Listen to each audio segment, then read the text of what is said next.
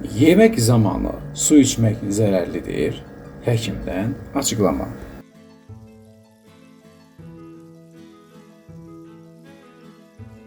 Bu cür videoların davamını görmək istəyirsinizsə, videonu bəyənin və kanala abunə olun. Ən əsası isə zınqrov düyməsini basmağı unutmayın. Su içmək bədənimizin sağlam işləməsi üçün həyati əhəmiyyət kəsb edən bir fəaliyyətdir. Bədəndə paylanmış qidaları daşımaq, metabolik tullantıları çıxarmaq və orqanların düzgün işləməsi üçün kifayət qədər su istehlak etməliyik. Ancaq hər şey kimi içməli suda həddindən artıq istifadə edildikdə bəzi problemlər yarada bilər. Hər zaman böyüklərimizdən bu sözləri eşitmişik. Yemək zamanı su içmək zərərlidir. Bu fikir artıq bir neçə nəsildir ki, mövcuddur.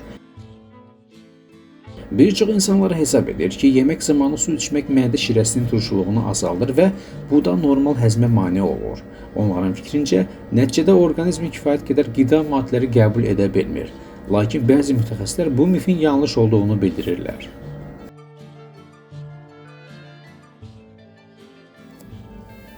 Bir çox həkimlərin dediyinə görə, mədə şirəsinin tərkibi onsuz da 90% sudan ibarətdir.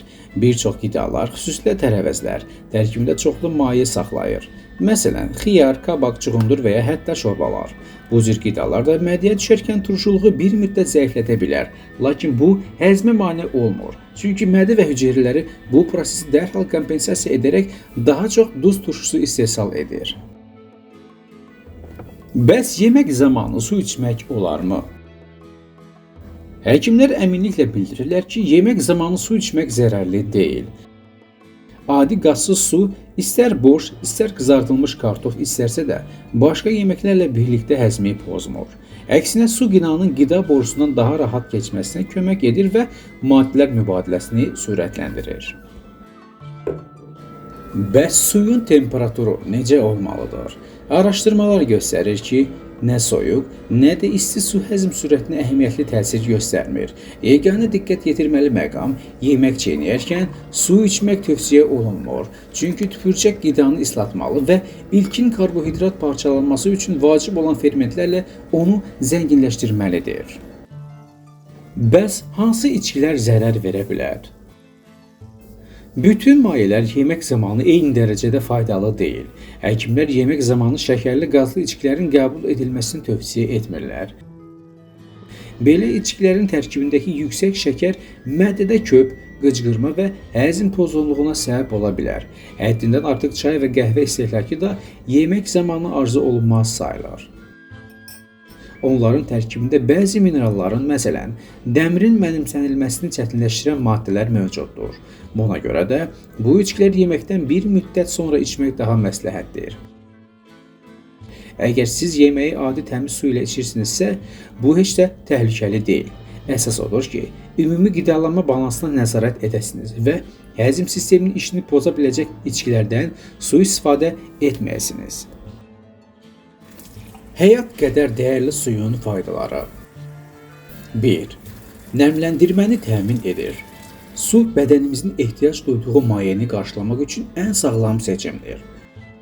Nəmləndirmənin dərinin sağlamlığına, ürək funksiyalarına, oynaqların hərəkətliyinə və mədə-bağırsaq traktının funksiyalarına təsir edən mühüm amildir. 2. Bədən istiliyini tənzimləyir. Bədən istiliyini balanslı saxlamaq üçün su istehlakı çox vacibdir. Su tərləmə yolu ilə bədən hərarətini aşağı salaraq həddindən artıq istiləşmənin qarşısını alır. 3. Toksinlərin çıxarılmasına kömək edir. Bədəndən zərərli toksinlərin çıxarılması və böyrəklərin düzgün işləməsi üçün su içmək çox vacibdir. Yetərli miqdarda su istehlakı sidik yollarını açıq saxlayır və böyrək daşı kimi xəstəliklərin əmələ gəlməsinin qarşısını alır. Suyun zərərləri. 1. Su zəhərlənməsi. Həddindən artıq miqdarda su istehlakı bədəndəki su balansını poza bilər və su zəhərlənməsinə səbəb ola bilər. Su intoksikasiyası qanda natrium səviyyəsinin azalmasına və elektrolit balansının pozulmasına səbəb ola bilər. Bu, yorğunluq, ürək bulanma, baş ağrısı və hətta şüur itkisi də daxil olmaqla ciddi sağlamlıq problemlərinə səbəb ola bilər. 2. Sidik yollarının infeksiyaları. Daimi və həddindən artıq su istehlakı tez-tez sidiyə getmə ehtiyacına səbəb ola bilər. Bu, sidik yollarının infeksiyası riskini artıra bilər. 3. Mineral çatışmazlıqlar. Həddindən artıq su istehlakı bədəndəki mineral balansını poza bilər və kalium, natrium və digər mineralların atılmasını artıra bilər. Bu, əzələ krampları, yorğunluq və aşağı qan təzyiqi kimi simptomlara səbəb ola bilər.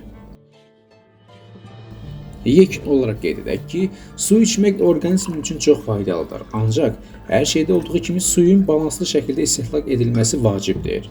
Bədəndəki su balansını qorumaq üçün gündə ən azı 8-10 stəkan su içmək kifayət edər. Dəyərli izləyicilər, sağlamlığımızı qorumaq hər birimizin borcudur. Onun üçün də paylaşdığımız bütün videolardan məlumatlanın, faydalanın və ən əsası əməl etməyi və kanala da abunə olaraq videonu bəyənib şərhlərdə fikirlərinizi bildirməyi unutmayın. Özünüzə yaxşı baxın, növbəti videolarda görüşənədək Allah amanında.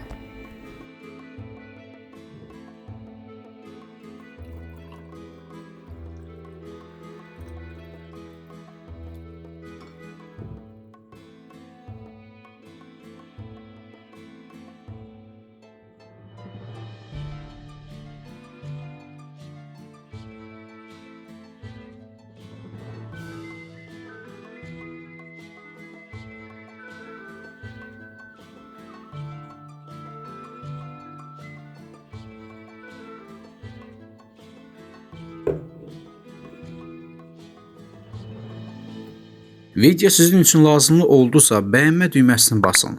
Kanal sizə maraqlı gəlirsə, hələ də kanala abunə olmamışsınızsa abunə ol düyməsini basa bilərsiniz və zınqrov düyməsini də basın ki, hər dəfə yeni faydalı videolar paylaşanda sizlərə ilk gəlsin və sizlər də bu videolardan yararlanın və təbii ki, əzizlərinizin yaxınlarınızın faydalanmasını istəyirsinizsə, videonu onlarla WhatsAppda, Telegramda və Facebook və digər sosial şəbəkələrdə paylaşa bilərsiniz və onu da deyim ki, şərhləriniz bizlər üçün olduqca vacibdir.